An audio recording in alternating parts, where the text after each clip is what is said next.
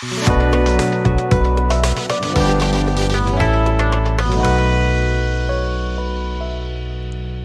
to the Spirit Pathways podcast. I am Kate Sprickley. Our podcasts offer raw, honest, and authentic conversations on a number of topics that we hope you find informative and inspiring. So welcome back to the Spirit Pathways podcast. It's been a while since we've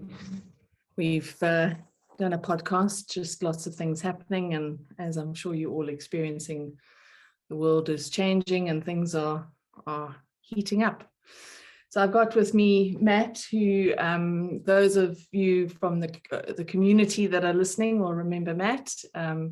He is my cousin, and he is visiting South Africa from Colorado, where he lives in the States. And we're quite excited because very soon I'm going to be in North America, closer. So we're pretty excited to be closer together. Awesome. It's going to be good. Matt is a meditation and yoga teacher. So we both work in the same realm, in the same field. For those of you that have done our meditation course, you would have seen how well we work together. And for those of you who haven't done the meditation course, go and have a look at the website under courses. It's there, all easy to download and access. And just thought we'd have a conversation about resilience, really, which is something we're all being challenged to develop and hone as things are. I suppose we've been challenged for the last 2 years, particularly, and those challenges are changing, but they're still there, and we are having to learn to be resilient and to manage ourselves in a better way. So maybe you want to, give a little bit of insight into your resilience and how you've had to learn resilience. Yes. Yeah, this topic actually came up, I think, because Kate and I have been, talking about what it was like to move to a new place, especially moving, I think, from somewhere like South Africa, which is, I think that the rules of engagement in South Africa are very well set. Sort of where you belong in your family and how you belong in society is very much kept in almost that old British colonial style. And I think my experience of moving to America, of leaving that behind, was both liberating, but I think also surprisingly difficult.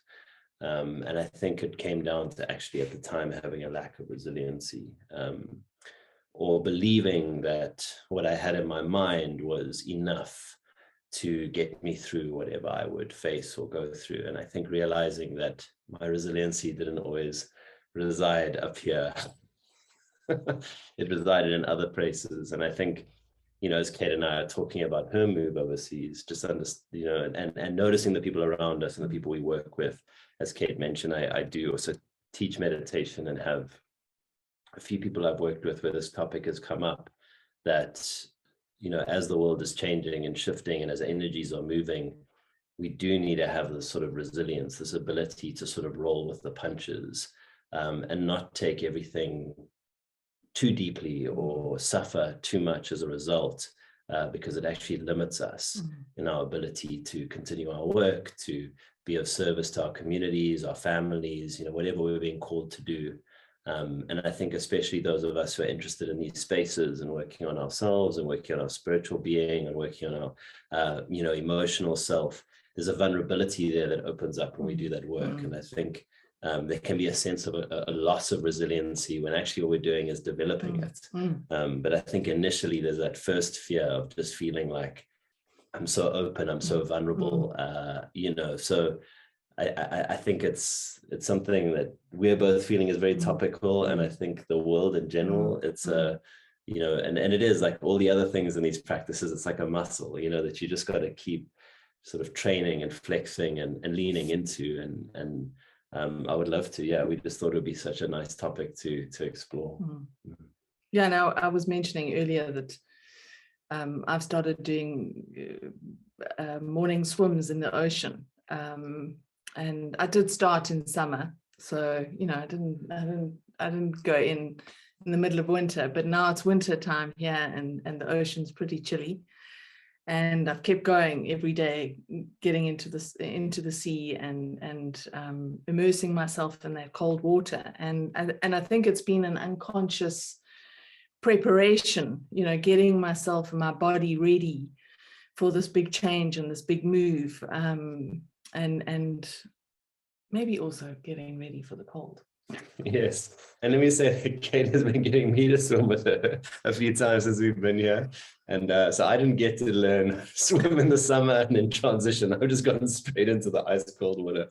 But it's fantastic. And I think that's such a good analogy of exactly that, stepping into spaces where we're not comfortable, that we know are not going to be comfortable.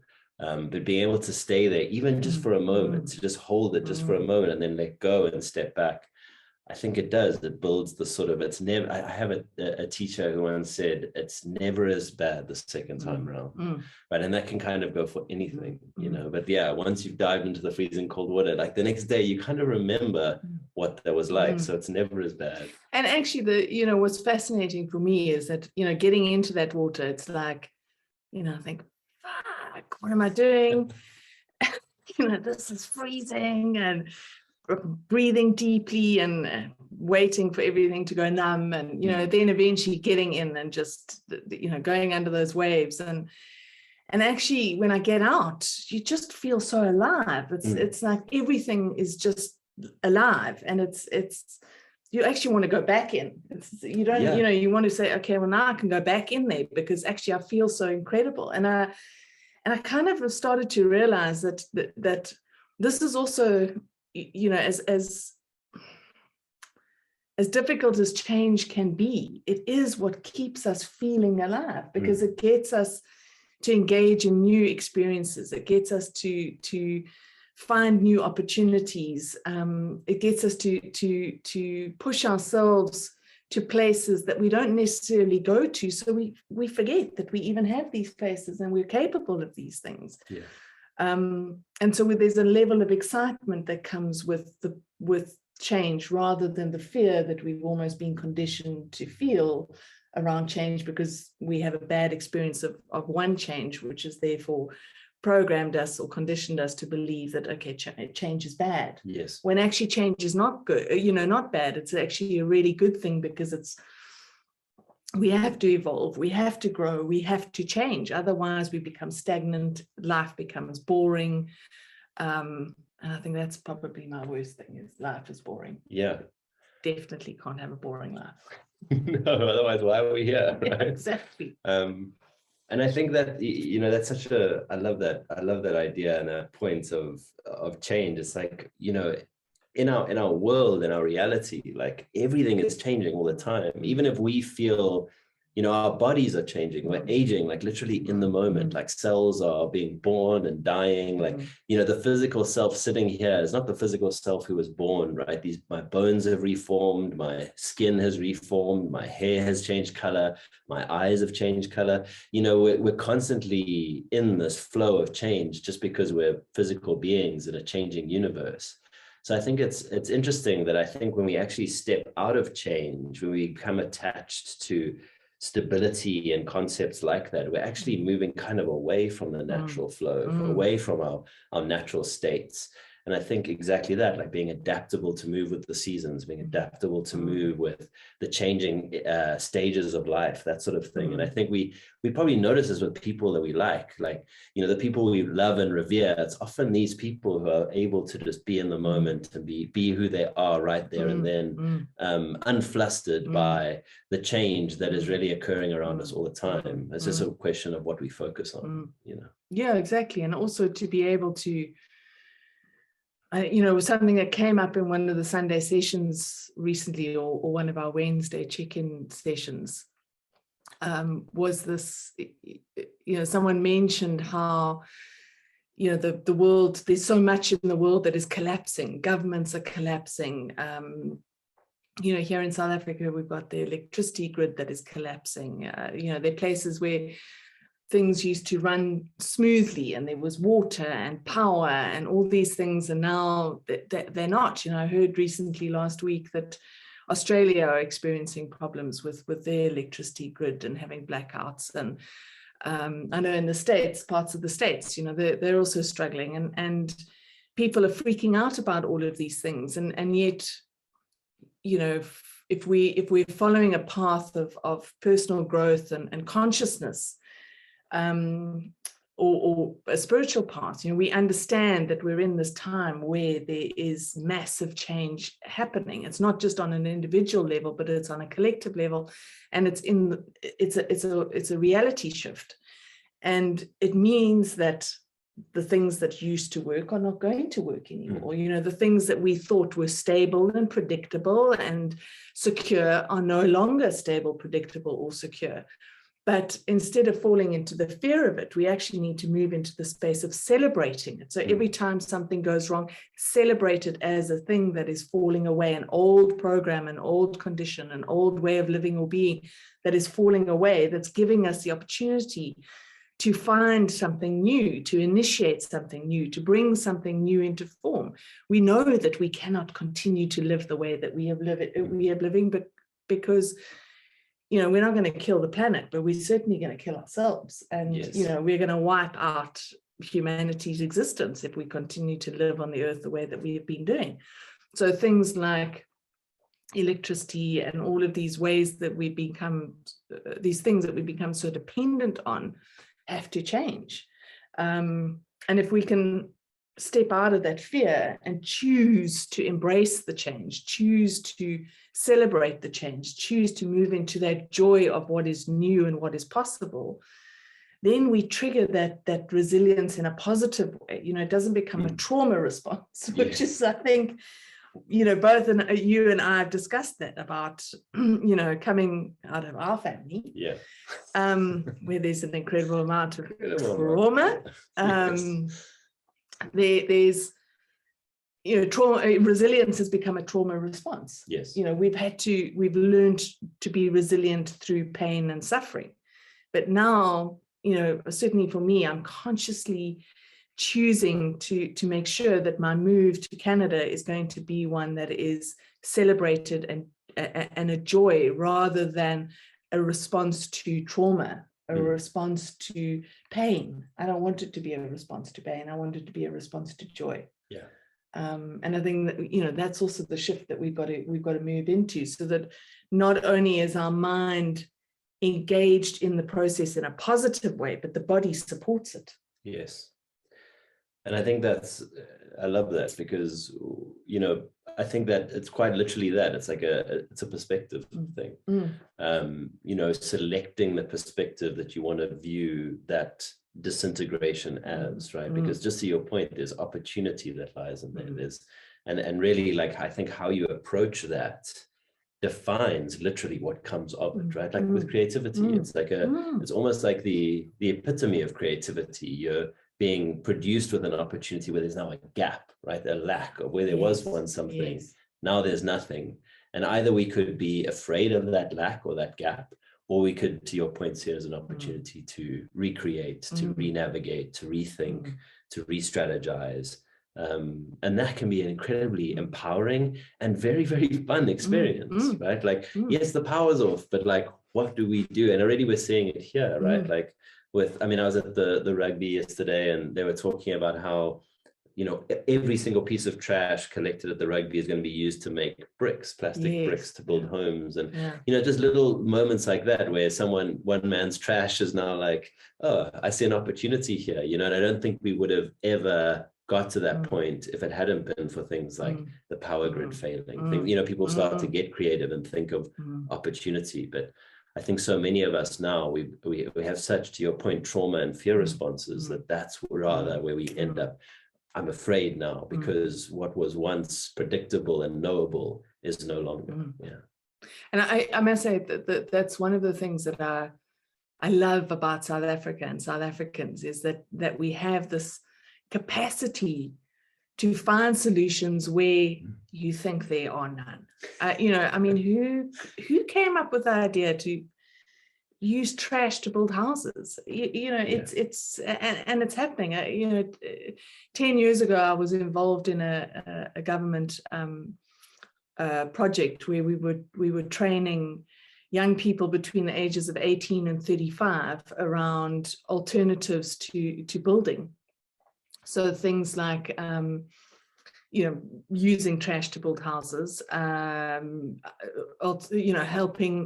to create awareness of the need to look after our water systems and to alleviate the litter, particularly in our water systems, to alternatives to electricity, all of these sort of things. We were engaged in training these people, and these guys all came out of our townships. They were underprivileged and came out of those environments, and so they had no real education beyond a very basic primary school education. A lot of them hadn't finished high school. They weren't they'd not done no tertiary education. And it was amazing to see how they engaged. And we did it over 12 weeks, and we worked with a different group every single week. And each group, there would be a couple of people that would come up with solutions, like really creative solutions for what they could do in their community. I mean, one of the things was, just planting the seed of the idea of why we need green spaces. And how important trees are, and how you could actually grow your own food. Just those, what we think are really simple, logical things were not, because these guys live in survival. They haven't got the capacity to think beyond, how do I survive through this moment? But to plant these seeds and to get them to see how they grasp them, they would grasp them, and then figure out, how do I bring this into my community, to be able to recycle, to be able to look at, how do I get my community to buy into building a veggie garden, and how do I get my community to buy into the fact that we need trees? I mean, this is going to give us oxygen. This is going to purify our air. This, all these things. They were like, and it was amazing to see how they took them on, and they were enthusiastic and excited about them, rather than, this is just another problem that we're waiting for someone else to fix. Yeah. They felt empowered enough to be able to start doing things for themselves, and to be able to go back to their communities and pass that knowledge on. And I think that's, feeling a sense of empowerment is also what we are needing in these times, because along with the resilience, we need to have that sense of, actually, I am in control of my own life and my own destiny. I can sit back and wait for a government to fix everything for me, or I could sit back and wait for someone else to come up with the solutions. But actually, we're all responsible for ourselves. We're all responsible for our communities, and we need to learn to re-engage again. Yeah. And in order to do that, we do need to feel that sense of empowerment, and to take that power back that we have given away to our governments and to the so-called leaders, because as we've been seeing, certainly in the last 2 years, they're failing us miserably. Yeah. And I mean, that, that's, and I think you nailed something else there, like so spot on. It's that, this idea that we can be creative, we can be excited, we can be problem solvers in that space, but also this idea of like just doing something, just the, even if it's just trying something that fails. And I think it's also this, like, we always see, and I think this is largely a training that we get in like kind of Western ways of thinking, is like, we see failure more than we see opportunity. Yeah. And often opportunity exists alongside failure, right? You have to kind of fail at something a few times to like get it right or find and I think like when you're talking about like these communities and stuff, that's largely what happens, right? You try and fix this problem. It doesn't work the first time, but so many of us would be like destitute after that. Like, it's broken. It's never going to be fixed again. We haven't built that resiliency of just being able to say, let's try again. Didn't work. Cool. What do we do different this time? How do we approach this slightly differently? And I think it's, that work can also, and I think, you were saying this about moving to Canada, can also be, you can sort of flip that paradigm and look within yourself in a very similar way. Like, yes, you're going to try and, fix things and change things within yourself. It's not always going to be the right thing, the first thing that you try. No. It's like it's a process of learning and coming to understand. And I think you were saying earlier about this idea of like resiliency living like within yourself, it's not this thing that comes from external forces that prop you up, like governments or your society or even your home or the things you own, right? It's kind of got to come from like within you, you know. And also, the other thing that I always think of is challenge not a mirror for opportunity? Are they not a mirror of each other? It just depends on perspective and how we look at it. If we're seeing a challenge, we can be overcome by that challenge. We can choose to be overcome by that challenge and say, well, I can't do this and I can't change it, and so that's the way it's going to be. Or we can say, well, this is an opportunity for me to find a solution or to find a way around it. And again, it's another reason why I do love South Africans, because we do manage to do that. There's actually a weird South African saying that kind of fits this, right? Like, how do you eat an elephant? Bite by bite. Yeah, exactly. It's like you could never eat, but it's like you kind of just got to start somewhere and just chip away at whatever that thing is, just piece by piece. It's never going to be. And I think that, in that there's also this idea, like you were saying, of perspective, challenge versus opportunity.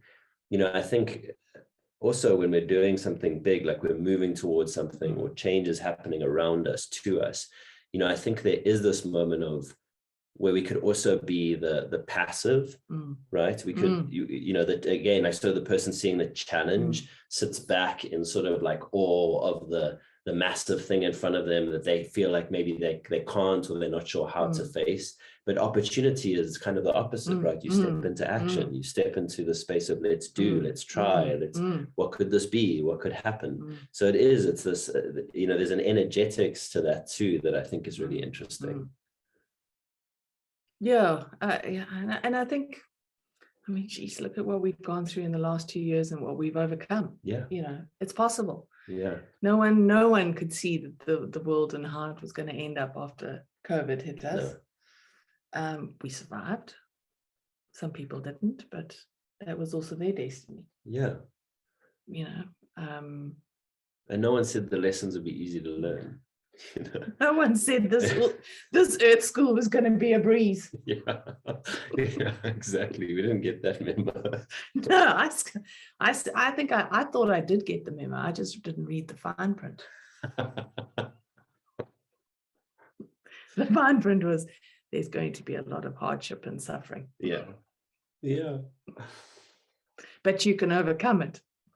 Exactly. And I think that's, and we were sort of saying, this idea, but it's never as hard the second time, and I think that's also something I think that is almost like a trauma response, is the belief that it'll always be this way, or these things will always happen this way, like irrespective of what I do or what I try, it's always going to play out in the same way. And I think also stepping out of that mindset lends a bit of resiliency, that if we're open to the fact that this could be different this time, like it doesn't have to be the same way it's always been, that actually resides in some level with us and how we see it and how we view it and how we approach it.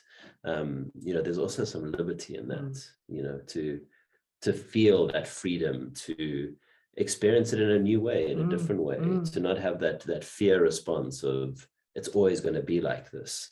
Because to your point, like we could never have imagined COVID. We could never have imagined the post-COVID world. So to do those sort of exercises is kind of futile at the time. It's almost like we're saying, sort of better to develop this resiliency to roll through those moments, to get to the other side, to see what it's like, rather than just continually projecting and imagining and, catastrophizing, which we're so good at now. We're trained at it, like you were saying, right? Yeah, we're brilliant at it. Oh, and also, I think also part of that resilience training, I suppose, is recognizing what are our trauma responses. Because we've all got them. There are very few people that haven't had some trauma of some kind. And what are the resulting behaviors or thinking that have come through that trauma?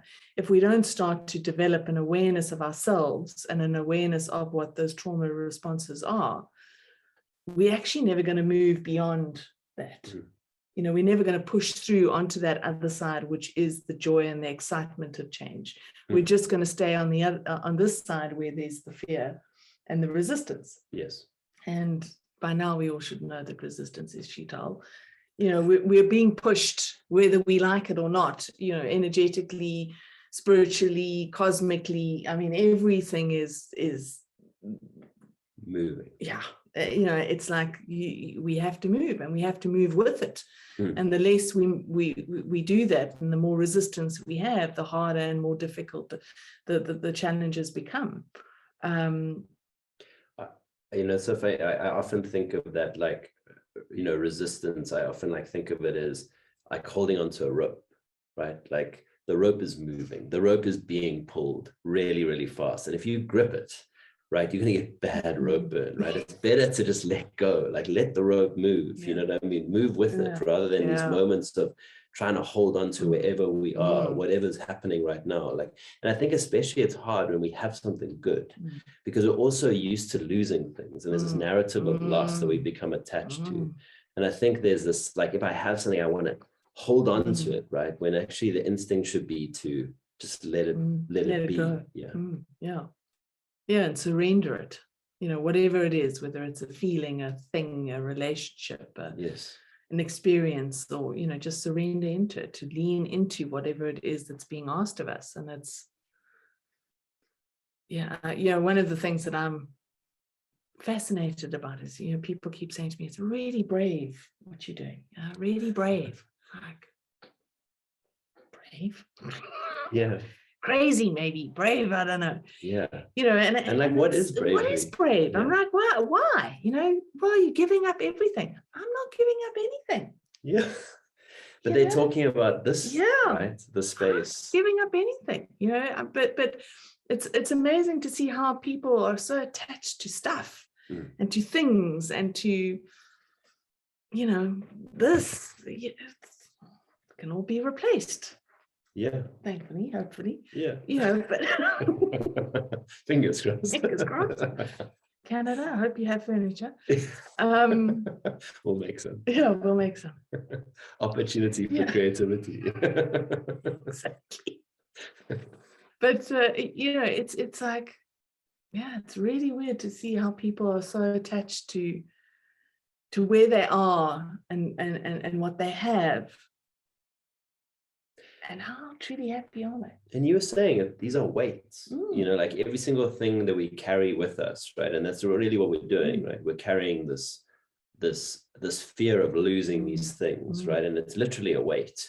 And I think we don't realize that as we add more things into this backpack or whatever we have on our back, right, it just gets heavier and heavier. And then we wonder why we fear change, right? Because we've got this huge weight, like change does not work well with weight, right? Like if we look at the things that change the least, they're the heaviest things, right? The mountains, you know, the ocean, like they don't really, they're so heavy, but things like clouds, right, are constantly. So if you want to like lean into change, you've almost got to like lighten that backpack a little bit, you know, or rather be less attached to what's in the backpack.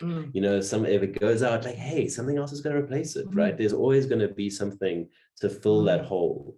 And you know, I've also come to realize that change is always better. It's always better than what it has been. You know, it doesn't mean it's going to be, you're not going to face issues or problems or challenges. You will. I mean, that's just life. You know, we can't expect to live a challenge-free life. I think we always need something to be pushing against, because otherwise, what's the point? But yeah, if we weigh ourselves down with stuff, and I mean that doesn't just necessarily have to be physical stuff, it can be emotions, thoughts, fears, anxieties, worries, whatever it is, people, relationships, you know, we weigh ourselves down, we kind of are, it almost becomes impossible to make that movement. And then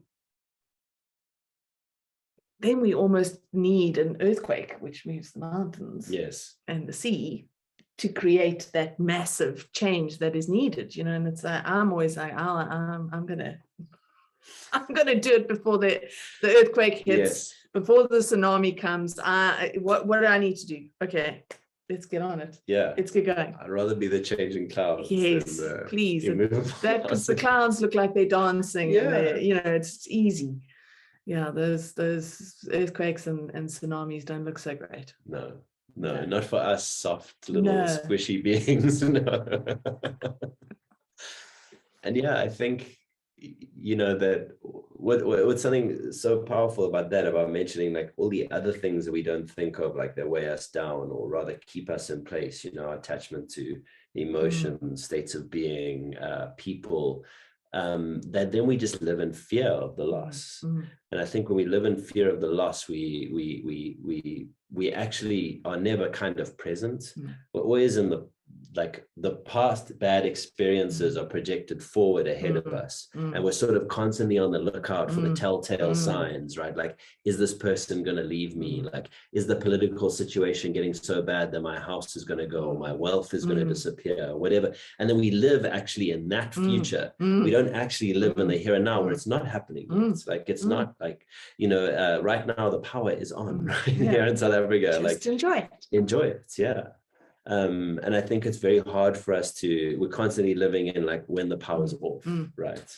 And preparing for and thinking about, and I think, like you were saying earlier, with like this idea of like resilience, you know, it's really like being able to touch those places, go back to those places of like the trauma responses, the things we remember, and kind of in the revisiting them in the safety of our practice or whatever that is, that it allows us to realize, like, I'm not that same person. And I'm not there anymore. I'm not there anymore. No.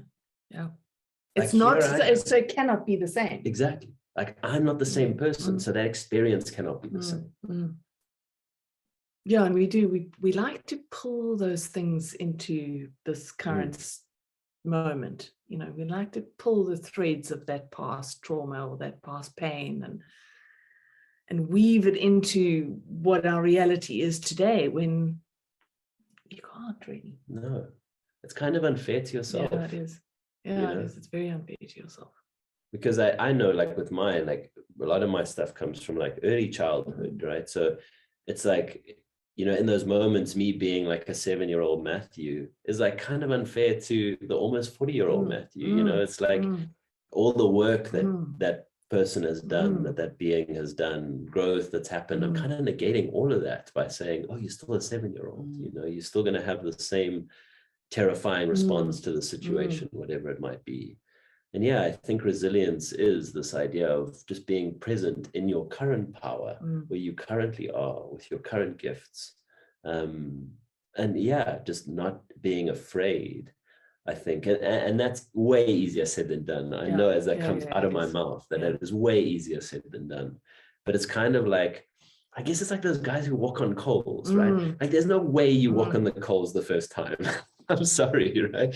It's got to be like some sort of practice where you walk on like kind of hot stones, and then you walk on like hotter stones, and then you walk, and before you know it, like you were saying with swimming in the ocean, you're walking on like burning coals, something that people would say is impossible, you know? And it's kind of like you got to do these little touches, visit those places and just touch and come back and just touch before you realize, like, it's not that scary. You know, like imagining everything being gone, like if I didn't have this home, and actually going to that place within your practice, but not allowing it to be fearful. Like, oh, then maybe I could have a different home. Like maybe I could live in Canada, right? Maybe I could move to America and, you know, live a different life. Just as you were saying, it's like a perspective thing, you know.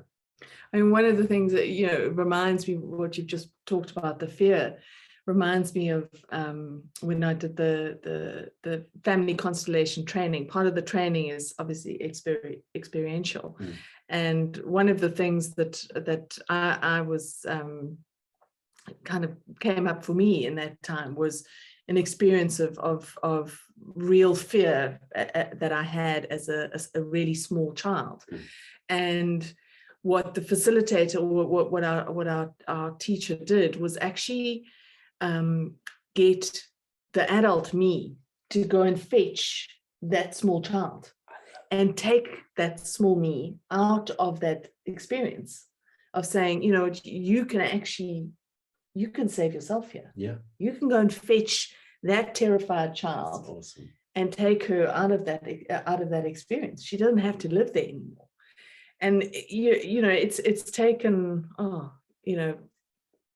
almost a year of processing that to realize how deeply profound that healing was of. And I think it goes back to your point, and like we do have to go to those places. Why am I afraid? Mm. You know, what is it? Because fear is generally, unless you're a small kid, dependent on parents that aren't there, or you know, as a small child, fear it can be a very real thing if you don't have people looking after you, protecting you. Yes. But as adults, what really? Okay, look, I don't like snakes. No, there's some real fears. You know, I don't like, but at the same time, and I don't like toads, and at the same time, and this is the universe's sixth sense of humor. At the same time, I had toads here where I live is on a mountain, and we've got these leopard toads that are poisonous to dogs. And of course, my dog, you know, leopard toad, he's obviously going to go and investigate. Yes. And so I've had to get rid of toads. Like I haven't picked them up, but I made a plan. Yeah. There's no one else here to get rid of the toad. My children are dancing around saying, do something, do something. And I've had to do something. And actually, I don't like snakes. And the other day, I walked outside and there was a baby snake outside the front door. And I was like, oh, please no. You know, but all I did was go and get a stick, bang the ground a few times with the stick and with the stick, and the snake slithered off, you know. So, you know, we're continually faced with the opportunity to overcome our fears, as stupid as they are. But, you know, those are silly fears in comparison to things that are triggered from childhood. But we do need to tap into those fears. Like, what is it that you are really, really afraid of? Where's that fear sitting and where does it come from? Because guaranteed, it is not in this moment. No. That fear is linked to something in the past and you're still stuck there. You're still being kept there by that fear. And as a result, probably not able to move forward. Yeah. So for me, I was able to go and claim that part of me back, that small child back, pull it into this moment and go, I'm now a grown up and I'm in charge. I'm an adult and I will look after you. Yeah. I don't have to depend on someone else. That's an amazing. I love that. And I even love the toads and the snakes because it's like, even in that moment where you've got the stick, right? It's like, as a younger Kate, like you wouldn't have been able, but now you got a dog to take care of, you got kids, you know, and it's like, I think that's also the gifts we are given, is that we're given opportunities to rise above ourselves, right? And often it's because we want to do something for our community, or I see an opportunity to do something for a friend, or I see like no one else has in this moment, and I can find, and maybe that's the courage that people are talking about, is actually, it's being able to step out of ourselves and our own paradigm and be like, I'm the one who can do this right now to help Humphrey or help the girls, right? Like when we saw the spider the other day and we're like, it's heading for Sarah's room, right? Like we know, like Sarah's afraid of spiders, like it's going to go, like they almost come to us like these little like spiritual friends, right? To come and be like, hey, here I am to give you a fright, to realize like you're not going to die, like you're not going to, you know. And I think it's again, like easier said than done, but if we're open to that process and we know what's happening, and like with you saving the little girl, if we can go back and see where that fear resides. And I remember my dad used to say, I've always loved this, but he would say that, you know, your fear is like a big, scary monster on the wall, right? But when you look closely, it's actually just a little kid with a torch, and that torch is shining on them, and the shadow is terrifying on the wall. But when you actually go down and look at it, it's a much more manageable, you know, you can. And I think we spend so much time looking at the shadow of our fear rather than actually like, and it's hard. I mean, I'm not saying that these are easy things to do, especially the first few times, just like you were doing in the family constellation stuff. It's radical to be able to go to that place and do it, but it's still hard work in the moment. But once it's done, you feel, and you never ever have to do it again. It's done. It's like, that was the most powerful thing. I mean, the other thing is that I do think that it's not something you can do on your own. No, yeah. You know, that, like for me, you know, I needed that teacher was there every step of the way, guiding me through that process. because I don't think I would have been able to go to the depths and to feel that level of fear without someone holding my hand through that process. Yeah. And I think, that's another important point, is just to make sure, we shouldn't think that we have to do this alone. We don't have to do it alone. Trust in the group. And that there is support available for us. Yeah. And we see this all over the place, right? Like AA has proved that works, right? Like family constellation has proved that works, right? We see it with group therapy. We see it in all of these different spaces where a community, a group of people can help to facilitate that healing and hold that space so that you don't have to live in fear. And I think this is when we talk about like spiritual teachers and leaders, like that's really what they give us, is the freedom or the ability to have this level of faith, this level of belief that like, I am going to be okay, right? Like held by the system or held by these people or held by this practice, whatever it might be. And I think that's what we're saying, that resilience almost comes about. It ends up living in us, but it needs someone else to almost tell us like, hey, it's there. Let me show you that it's there. Let me just take you to this one place. We'll do it together. And then I think after that, you're with that freedom from that is like you're saying, it's like letting go of that weight, like that anchor, like suddenly your ship is sailing in a way it wasn't before. And when it does that the first time, it's epic, right? You got the wind in your hair and you're like, we're going, like, here we go, I'm free of this thing that was holding me back. And I, to be honest, I didn't even know that fear existed in me. It was like, it was so deeply, deeply, deeply buried. Yes. That I was quite shocked when it emerged. I was like, I mean, okay, look, I was only 18 months old at the time of the experience, so it makes sense that I didn't necessarily remember it. But, it came back in a flash, and the memory was sitting in my body. So, I could really feel that. And I think it's, but the freedom that comes once you've let that go is, it's like you're finally able to just breathe out. And all of a sudden the world looks different. I know. And if you look at it, like you let go of that and now like you're going to Canada, it's like you wonder like what it could possibly set you free for, and that's really, I think, the gift of it, is it allows you to just like lean into what I guess the Buddhists would call your dharma, to your purpose. You're free of this shackle that's strapping you to the past, to like be present and do your work and help your people, or whatever you're being called to do, but you're doing it without these fears coming in and shouting at you, like, because I know that in those moments when you are caught up in fear, that's all you see. All you can see is the fear and that happening again, or this happening again, or happening that same way, or and I think then you're trapped, like we were saying, from seeing the opportunities. And your reality just reflects more and more of that back at you. So you can't see your way through this. You can't see your way beyond it. You just get stuck, and that is again where you need someone else to come and lead you through that place, because to be stuck there, that for me is hell. It really is a type of hell. And I mean, if you've got enough of them, if you've got enough fears and enough traumas, I mean, you can be trapped. I mean, I've been in that place where I've been trapped in like, and I think like a lot of the people, a lot of people with mental illness, this sort of thing, like they're kind of trapped in a similar place, where they're just reliving this nightmare scenario that either their frame of reference has just convinced them is their reality. Like no one loves me, or I'm never going to be safe, or I'm never going to be good enough. I'm never going to be good enough, right? These things that then just define how we interact all the time, not just moment to moment, but in every situation. And what we then see in every single situation, even if it doesn't exist, we'll literally create it. Yeah, we're like manifesting it right in front of our eyes.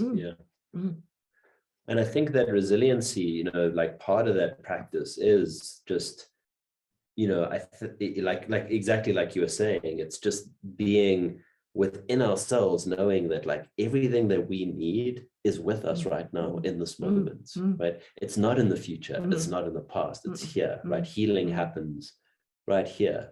And I think it's healing that gives us that resiliency, right? It's like my mom is sick, and like she's going through experiences of pain, and she's losing like her ability to move in ways that she used to move, and I can even see it in that, right? She's so afraid of the pain that she's almost afraid to like heal and get better, because it requires work. It kind of requires engaging with that pain, coming to know the pain and learn the pain. And oh, does this movement hurt as opposed to this movement? But instead she'll just stay dead still because she's so afraid of the pain, which is actually making it worse because now things are getting tighter, things are getting locked up. And it's fascinating how like these metaphors are just like all around us, you know, and like the way our bodies behave and you know, how we treat ourselves and how we look after ourselves. And I think that's it. Like the resiliency actually is kind of a physical resilience. Yeah, it is. Yeah, definitely. It definitely is. I mean, you know, I kind of, I mean, I can smile at watching your mom and how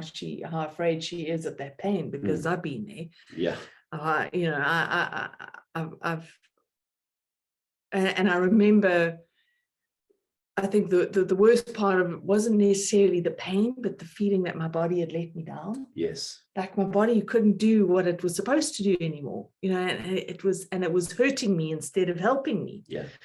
And that you know, that kind of almost paralyzed state of going, well, if I don't move, then nothing can hurt. Yes. But the more you stay like that, yeah. But the more you stay like that, the more painful it becomes, because everything else starts to seize up, and then everything else becomes harder and more constricted. And you know, and instead you're supposed to, you know, what do they teach you in pain management? Yeah. Is lean into it, you know, breathe into the pain. I remember, you know, doing these, you know, meditations to manage the pain, and kind of going, you know, they'd say, just, you know, breathe into the pain. And I think, fuck that. I don't want to encourage this pain at all. Get me out of my body so that I don't have to feel any of this shit, and I can just go and experience a moment of nothingness. Yeah. But there was no ways. It felt like my guides had stuck their hand on the top of my head and gone, no, you will stay right here. Feel this. Yeah, but it's again, it's that leaning into it. And in that way, you suddenly tap into capacity that you don't really know that you have. And one of the things that I learned about living in chronic pain, thankfully I'm not there anymore. Yes. But is how it teaches you to be in the moment. Like you cannot think about anything else except this moment. Just this moment. Like, so fast. I love that you bring it, because I had a Zen teacher, and I get terrible thoracic pain in my mid back, and it plagues me when I try to meditate, because this position just aggravates the hell out of it. And I would get into these, similarly, I would just freeze because, you know, you're meant to stay still in meditation, and it would just lock and lock and lock. And my one teacher just said, I mean, it's here with you. You're meant to be present in meditation. Just feel it. Just feel the pain. Just be with the pain. And at first it was a horrible experience, but over time I got to know it, like to the point where now I know down to like minute details what aggravates it. I can start feel it coming on earlier. Like I've actually built a relationship with it that makes it easier for me to manage it, because I've engaged with it. I've breathed into it. I know exactly where, you know, before it was like a general area, like it's this huge area of my back. And now it's like pinpoint. Like I know exactly where that pain is. Yeah. Now I've got exactly the same thing now. It's like I can feel, and it doesn't even need to be in the area where the pain used to be. It can be anywhere, and I can go, any kind of resistance, any kind of contraction, any kind of withdrawing is, it's like, it's gonna come. So I get it. But that living in the moment thing is, that was one thing I remember waking up to one day and thinking, I have really learned how to live in the moment with this shit, because and they like shift in perspective, you know. It's like a teacher. I mean, I think they are like, you know, like what's that idea, like the gurus and everything, right? The teachers and everything, like it's in the trees, it's in the, but even in the pain, right? Even in our trauma, even in being trapped in things and seeing people we love trapped in things, and you know, wanting freedom for them, right? Like the liberation of all of us, you know. And I think liberation from our fears and liberation from this feeling that I am not hardy, right? Like I am not resilient. I think that's a narrative a lot of us who've suffered tell ourselves, I'm not strong enough for this pain. I'm not strong enough for this emotional experience. I'm not strong enough to move overseas and do these things, right? And we're already in that headspace, but we're going into it like hoping upon hope that it's not going to be that way, but it ends up being that way because we've kind of manifested it. We have. And I mean, the fact is that, I don't know, anyone who tells me that they can't do something, I'm like, but look at your life. Look at all the things that you did. You got born into this world. You had to learn how to walk. You had to learn how to eat. You had to learn how to talk. I mean, look at the things, these are enormous things. Like, we don't think about them, but they're enormous. You had to go to school. You had to learn how to read. I mean, that was a challenge for a lot of people. And it can still be a challenge for a lot of people. But, there are all these things that we have to learn and that we've never done before. And we do them, and we move through that learning phase and master it. Of course, we can do anything. Now we walk around talking and reading without even thinking about it, right, as adults. But I mean, it's and that's such a great, like, looking at what you've, like, the fact that you're just here as a human being, it's like incredible that you've made it this far. You know what I mean? Like, of all the people who didn't, right? And I mean, what a gift that is to just be, to still be here, to still be experiencing, to still be. And I think, yes, resiliency is also this weird kind of positivity, this weird kind of excitement about, like, what is next? Not in this, like, terrifying, like, all of my fears are going to come to pass. But what if all of my fears vanished? What if I was free of fear and just living and just, everything was opportunity and everything was like potential. I mean, that's really like what all of our sort of spiritual teachings are saying, right? I mean, that's kind of like nirvana, right? You're in this place where you're just creating or co-creating this incredible universe that you want to exist in, rather than manifesting one that traps you and keeps you locked in the past. Or stuck repeating all of those past traumas and all of that past pain. I mean, we want to be able to move beyond that. And I read something the other day that was talking about the difference between the circle and the spiral. And how the circle is the ego mind, and how the ego keeps you stuck in the circle. You just stay going round and round and round in the circle. But when you allow yourself to move into that space of your soul, you move into the spiral, which just takes you deeper and deeper and deeper into every experience. And the deeper your experience, the more profound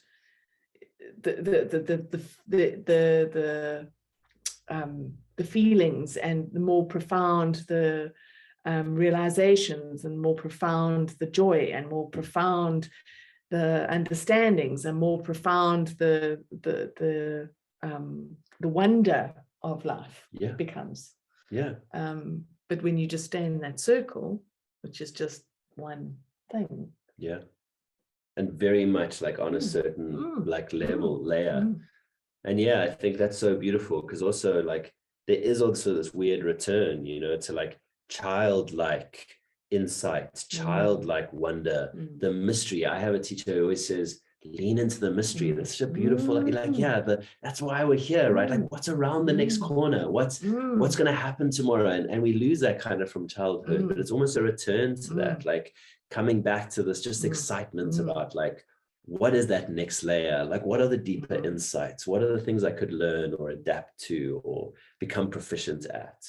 And rather than feeling like I'm shoring myself up, creating some sort of like armor against the world, abandoning that and just being free to be like, I'm exploring, I'm finding out, I'm trying new things, and there's no fear of like this I being damaged, this I being, removed or erased, right? Because it can't really be. Right? No. And I think also there's so much focus these days on boundaries, yes, which are incredibly important, but we need to make sure that we have determined what is the healthy boundary versus what is that wall that we have built to protect ourselves, because the boundary is not a protection. No. And I think people often confuse the two. Yes. We think, I put that boundary in place and I've built a wall. That's protection. Yeah. I put that boundary in place, there it is. Yeah. And I mean, if you think about it, like we play cricket here in South Africa, right? A boundary line on the cricket pitch is just a little like rope, whereas like a boundary for a home, we build the wall. And I think it's more that rope. Like it's a delineation that we want to keep rather than something that actually obstructs us. From interaction and obstructs and a barrier that stops us from being able to see, but also from other people being able to see, you know. So we have this.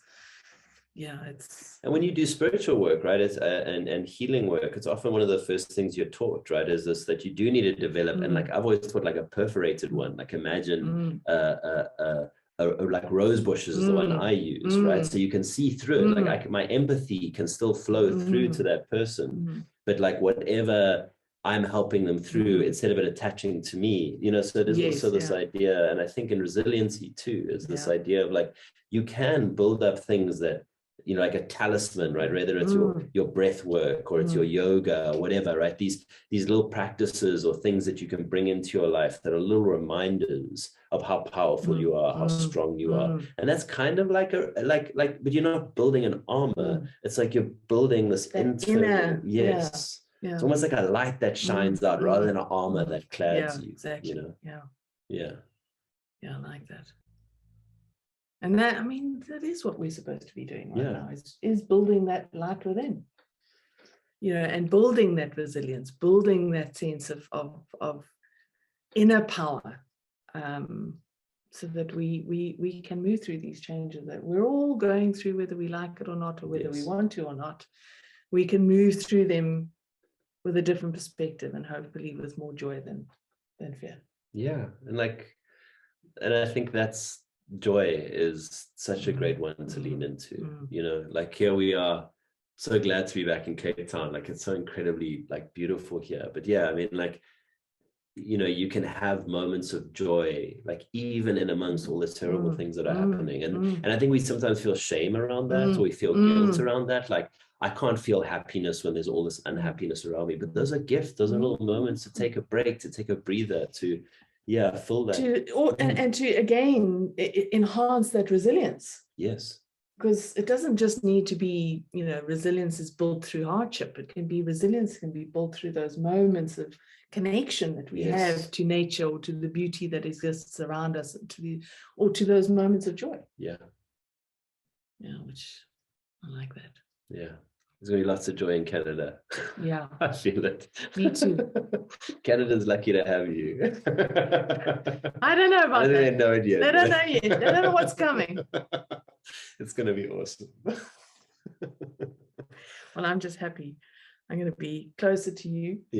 I'm so excited. I know, it's going to be good. It's going to be good. All right. Well, I think, thank you. Thank you. I'm so happy to, I'm not seeing everyone in person, but so happy to be back and part of the community again. And so thank you for having me. Bring you back on again. Everyone misses you. Oh, I miss it too so much. Good. All right. Thanks, everyone. Thanks, guys. Cheers.